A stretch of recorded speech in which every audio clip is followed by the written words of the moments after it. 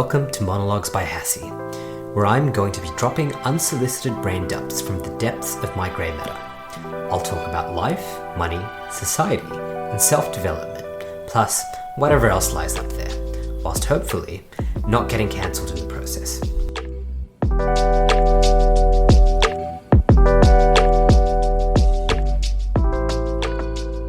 Chances are you've heard of the 80-20 rule, that 80% of the results will derive from 20% of the actions you take. Now that came from an Italian engineer and economist called Pareto. That was one of his observations, but another one of his observations that I find incredibly interesting and insightful is Pareto efficiency, also known as Pareto optimality. And it's an economic observation concept, but I find economics as a subject is very interesting because while it can be very vague and abstract and we can look at things in isolation, there are concepts that we can apply to human behavior and the choices we make. And Pareto efficiency is one of these interesting economic principles. You may have also come across it if you're a student of game theory, because it's all about compromise. And here's a scenario to explain what Pareto efficiency is. Imagine you have a very small economy. You're on an island and you have on that island available to you 100 hectares to farm. And the way when you started your island economy, you dedicated 50 hectares to planting coffee and another 50 hectares to planting tea. So you have two crops, coffee and tea. And every year from these 50 hectares, you produce 50 hectares of 50 tons of coffee, and you produce another 50 tons of tea. So your overall economy, you've got 100 hectares of land, and you've divided that evenly between tea and coffee. And as a result, you're producing 50 tons of coffee and 50 tons of tea every year. Now, these are not actual farming yields. This is just numbers that we're using to demonstrate this concept. And what Pareto efficiency is about is on the island, you only have 100 hectares available to you. So let's say that coffee is getting a really high price and I want to increase my coffee production. Well, if I've got no more land to farm, then I'm going to have to get rid of some of my tea crop. Why? Because I've already used all the land available to me in my economy. I only had 100 hectares. Now, if I want to produce 80 tons of coffee in a year, I'm going to have to produce 30 less tons of tea. So I'm going to have to destroy 30 hectares of my tea crop and replant that with coffee if I want to produce 80 tons of coffee. And that is what Pareto efficiency is about. It is the situation where if we want to make an improvement in one metric, so if the metric I want to improve is the amount of coffee I'm producing, it's actually going to result in a decline in another metric. And in this case, the decline is going to be in the production of tea. So by producing 30 tons of more coffee, I'm producing 30 tons less tea. So when we're in a situation where either economically or personally, we're facing Pareto efficiency or Pareto optimality, it's a situation where if I'm going to do something and improve one metric in my life, I'm going to have to decrease another aspect. And before you get to Pareto optimality, imagine on our island, if we had a situation where we've got 100 hectares of land available to us, but we've only planted 10 hectares of coffee and 10 hectares of tea, and I wanted to produce 80 hectares, if I wanted to produce 80 tons of coffee in a year, guess what? I've actually got the land to do that.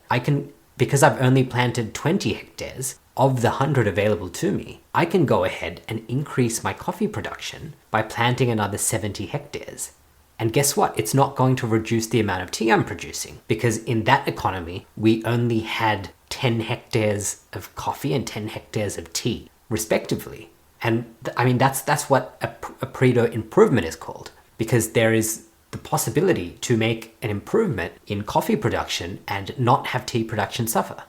Right? So that's a Pareto improvement. And often people get stuck in these holding patterns. I know I am definitely 100% stuck in a holding pattern right now in my life where I feel like if I want to do something, if I want to increase my creativity, I will be making a decision that is Pareto efficient. It means I'm going to have to take something away from my life. And I'll give a really simple example. A lot of my colleagues and a lot of people that I know personally are starting to have kids or already have kids. And one thing I see with them is they have a decision to make, right? The mothers and fathers have a decision to make. And on one side of what they're trying to produce, they're trying to produce money, of course, because it costs money to live. But in addition to producing, the input of producing money for most people is they exchange their time for money. And imagine if the other resource you wanted to produce was time spent with your offspring and time caring for your offspring and developing a relationship, which also requires hours. And just like that,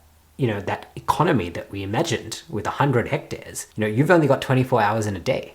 So that's a limited resource. And if you want to spend more time with your child, and if you want to have quality, maybe be a stay-at-home parent for 3 to 6 months, or work part-time and spend time with your kids, something that isn't the normal 9 to 5 and putting your kids in daycare for the whole period. If you want to do something out of the ordinary, chances are you're going to have to reduce your income. And why is that the case? Because for most people, they're at a point of Pareto efficiency, right? They're already working jobs which are 40, 50, 60 hours a week. And the only way for them to spend more time with their children when their lifestyle changes that way is for them to either change jobs where they have less hours, reduce their income, or reduce their hours, a combination thereof. And that's an example of where somebody has had to make a Pareto efficient decision. They've said, okay, I'm going to increase the production of hours I spend with my child, but I'm going to decrease my money. And we face that all the time. And I think that it's one thing if somebody has realized that they're at a position of Pareto efficiency and they've made that choice and they've considered it. But I think a lot of us, including myself, have been at points in our lives where we've got two priorities. They require the same resource. So they're conflicting priorities. They don't support each other. And we're unwilling to decrease one metric. So I'm unwilling to decrease my tea production to increase my coffee. So what do I end up doing? I end up doing nothing. And I produce 50 tons of coffee and 50 tons of tea a year because I'm unwilling to make the sacrifice in tea to produce more coffee. Now, there is a counterpoint to this, right? In economics, if you develop new farming techniques, going back to our tea coffee example, and you can produce more coffee or tea using the same land, that's wonderful. So that's almost like if you can find a way, and if I go back to the parenting example, if you can find a way to increase the amount of money you make per hour, you could reduce your hours and invest more hours into your child, right? And so that's an example where you've increased your production capacity. So, if you can imagine in our economic model, at one extreme, we could produce just coffee or we could produce just tea. And there's a combination of what we could produce. So it's going to be a curve. Now, if you increase your ability to produce, you're pushing that curve out. And that's always a good thing. But I think for most people, before you can even push that out, if we look at the inputs of production, you've got land, labor, capital, and entrepreneurship. If we apply those economic principles to our own lives, sometimes if we want to increase the amount we produce, right? So if your goal is, I want to spend more time being creative, then maybe the sacrifice is I need to work less hours at work, or I need to change my job, and you need to invest that time in your creativity. Now, that investment might actually result in you making more money down the track. Now, it's not always going to be a financial thing, but that's a case where you've essentially invested something, you've done research and development, and you've increased your ability to produce more of whatever it is that you want to produce. It could be time with your kids. It could be you want to make a new app. It could be you want to write a book.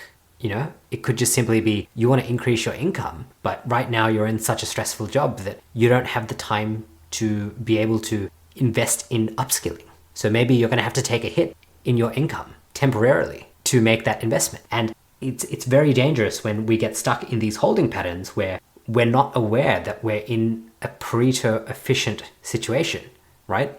Where if we want to improve one goal, we're going to have to make another metric in our lives worse.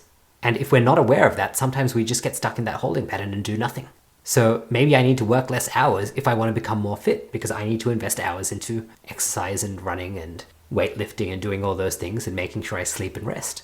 And if I want to build my own apps and write books and read more and explore some intellectual pursuits, I might have to cut down my hours at work. And so these are big decisions that I know I'm going to have to make. And I definitely know that personally, I'm at a point of Pareto efficiency. I have a very hectic life amongst all of the things I do, amongst work, trying to exercise, producing this podcast, continuing to upskill, working on personal projects. I'm at a point where my inputs, I have no inputs left to give. My land, labor, capital, and entrepreneurship is tied up in so many baskets. So if I look at any of those goals and I say, I want to make more money, then I'm going to have to cut some other things off. And if I say, I want to be more creative and pursue some of these intellectual areas, I might have to cut back the amount of money I'm making because I need to free up the time to do that. And so that's really what I wanted to talk about this week, with being stuck in that quasi-holding pattern. Like you're a plane and the air traffic controllers have told you that you can't land because you haven't made a decision. And it's not that you have to make a decision that you might realize that you're in a Pareto efficient situation where, if you decide to spend more time with your kids or spend more time painting or doing whatever you want to do, that, you're going to have to cut back something else in your life. And maybe you'll say, you know what, it's actually not worth cutting back that thing back. Maybe I need the money, or I need whatever it is that you're producing that you don't want to sacrifice. And that's perfectly okay, but I think it's very important that we sit down, have a think about these situations, and really decide what's best for us. So I'll end it there, and with that, I wish everyone listening to this great success on all your endeavors.